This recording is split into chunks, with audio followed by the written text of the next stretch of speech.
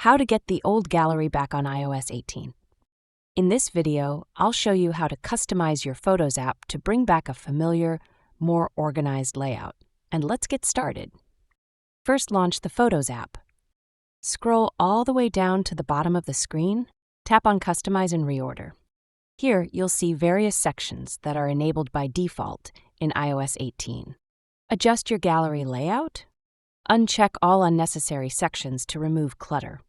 Keep only these sections enabled: Utilities, Albums, Memories, Media types. By selecting these options, your gallery will resemble the classic layout, making it easier to navigate without the extra sections introduced in iOS 18.